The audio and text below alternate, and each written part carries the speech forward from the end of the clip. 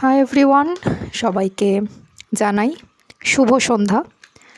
তো একটু আগেই রান্না হচ্ছিল, রান্নাঘরে কাজ করছিলাম।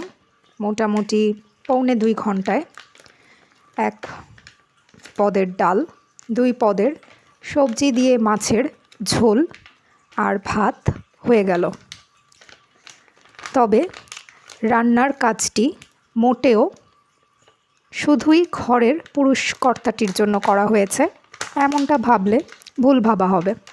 যদিও আজ নাকি বিশ্ব পুরুষ দিবস, সমস্ত পুরুষদের প্রতি, পুরুষ জাতির প্রতি রইল আমার অন্তরের অন্তঃস্থল থেকে সম্মান ও শ্রদ্ধা।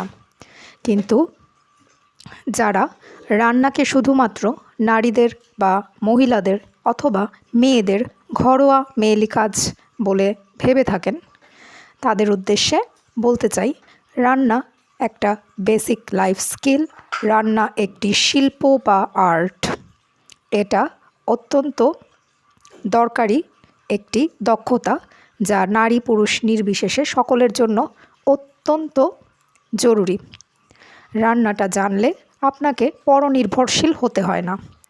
সুতরাং রান্না নিয়ে ভেদাভেদ, এটা হয়তো আগের যুগের ধ্যান ধারণার সাথে যায়, কিন্তু বর্তমান যুগে যায় না।